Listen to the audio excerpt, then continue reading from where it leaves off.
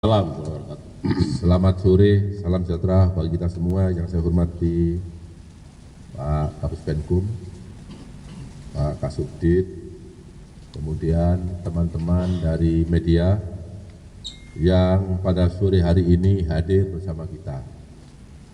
Pada kesempatan ini saya ingin menyampaikan tentang perkembangan penanganan perkara dugaan tindak pidana pencucian uang dengan tindak pidana asal, tindak pidana korupsi dalam kegiatan usaha perkebunan kelapa sawit yang dilakukan oleh PT Dulta Palma Group atas nama tersangka PT Darmek PlayStation. Bahwa berdasarkan hasil perkembangan penyidikan, perkara tindak pidana korupsi dalam kegiatan usaha perkebunan kelapa sawit yang dilakukan oleh PT Dulta Palma Group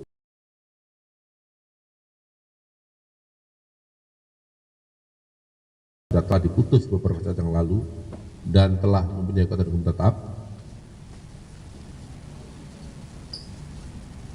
Beberapa waktu yang lalu telah ditetapkan tersangka dugaan tindak pidana pencucian uang atas nama korporasi PT Darmek PlayStation berdasarkan surat perintah penyidikan nomor print 14/FD-FD2/7/2024 tanggal 22 Juli 2024 yang lalu. Kemudian surat penetapan tersangka nomor 14 tanggal 22 Juli 2024. Selain PT Darmek PlayStation, penyidik juga telah menetapkan tersangka dugaan tindak pidana korupsi dan tindak pidana pencucian uang terhadap 5 korporasi, yaitu PT PS, PT PAL, PT SS, PT BBU, dan PT KAT.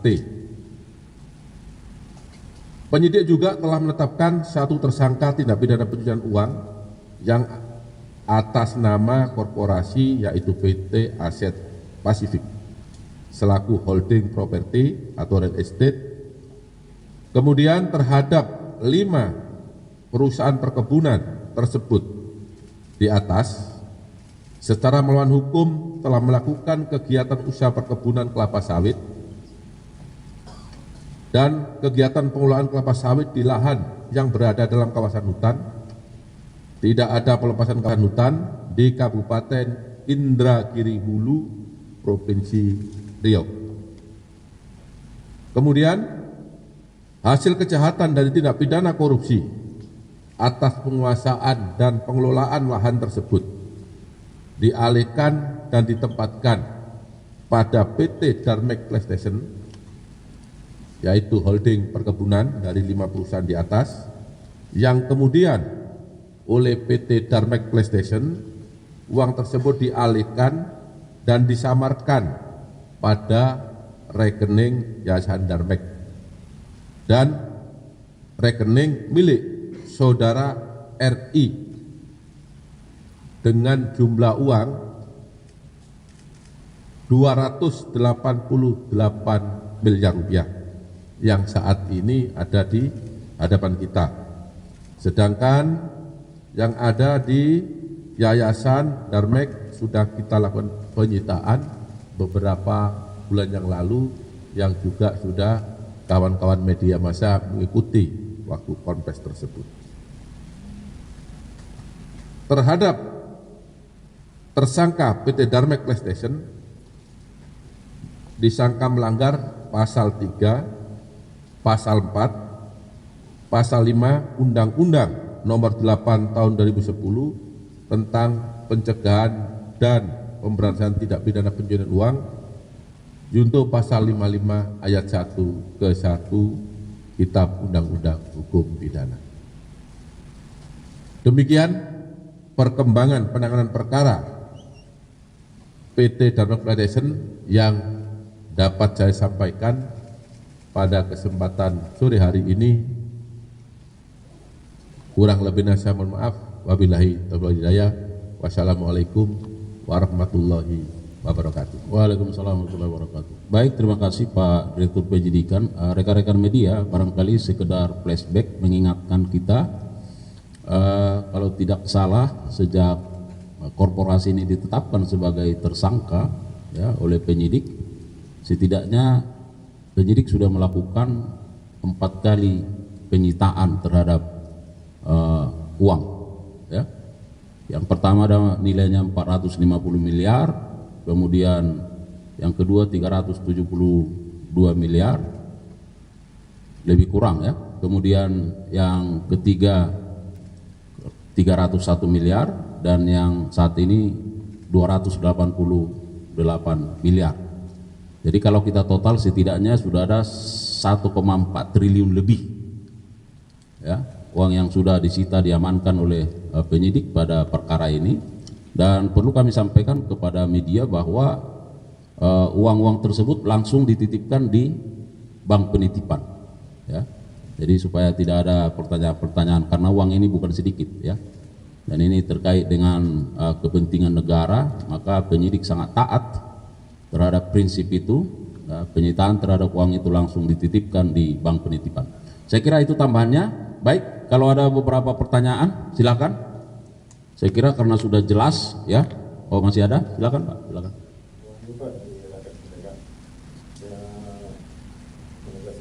Sebelumnya kan PT Dharma ini kan dikenakan sebagai tersangka korporasi TPPU ya. Ini berdasarkan pernyataan bulan 288 ini kemudian menjadi tersangka TPPU dan pasal 3 korupsi. Perkara korupsi tadi kan ada ngomong cuma aku ya, PT AP aset pasal saya. Dan terkait inisial RI tadi Pak, itu selaku pemilik sama dengan Surya Darmadi atau bukan ya? Karena kan itu keterkaitannya apa? Terus kalau nggak salah ada gugatan pra peradilan dari para pihak yang ditetapkan tersangka termasuk RI tadi, dan ini bagaimana dari pihak dari Baik, terima kasih Mas Wahyu. Pak Dirdik, ada 3 pertanyaan, barangkali bisa langsung. Ya, saya jawab. Yang pertama, bahwa PT Dharma Classation ini disangka melanggar pasal 3, pasal 4, dan pasal 5 Undang-Undang TPPU. Jadi tidak ada korupsinya ya, karena dia hanya menerima aliran uang. Kemudian uang ini disita dari saudara RI.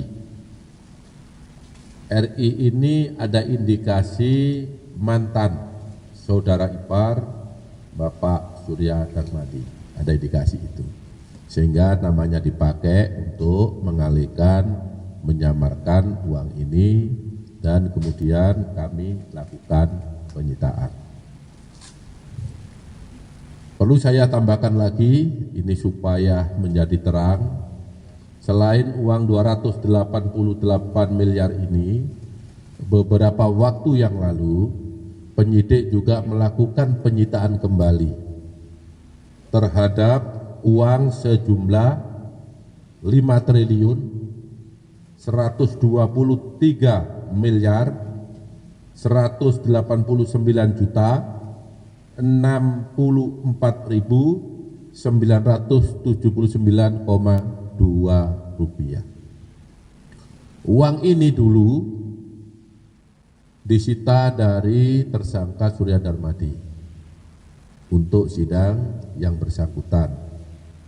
Kemudian di dalam putusan pengadilan yang terakhir adalah putusan PK nomor 1277 PK garis miring Pit.Sus garis miring 2024 tanggal 19 September 2024. Uang ini yang saat itu sebagai barang bukti tidak masuk dalam amar putusan, sehingga kami kembalikan kepada yang bersangkutan.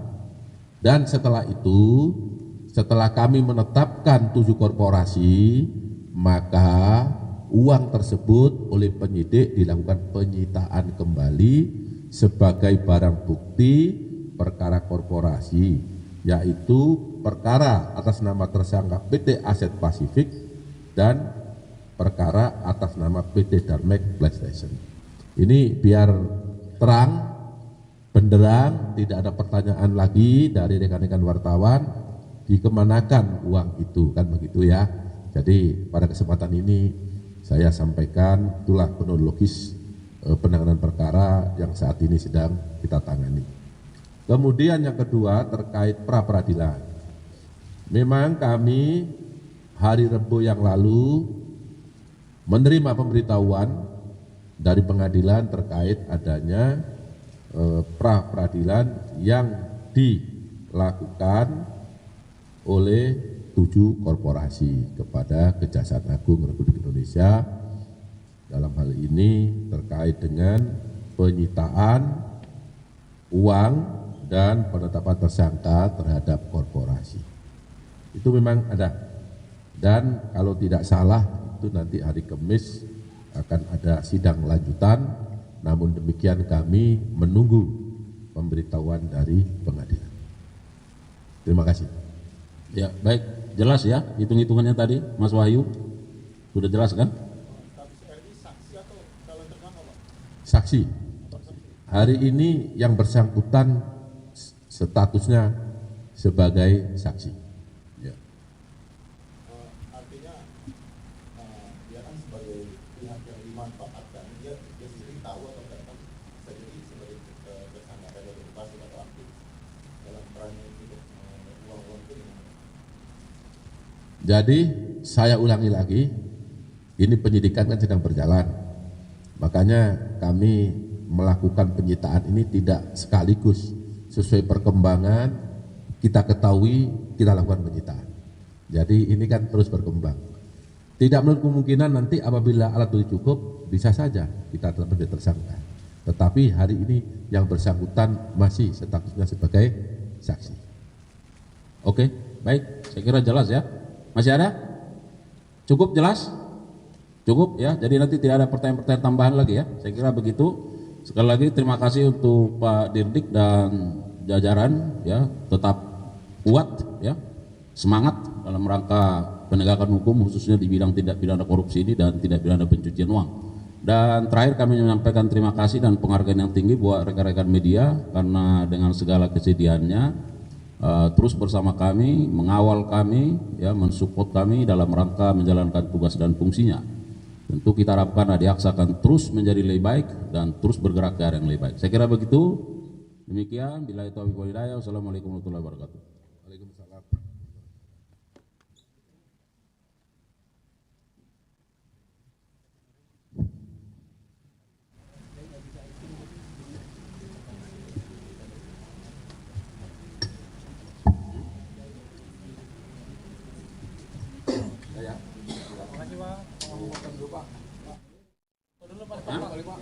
Pak Dir.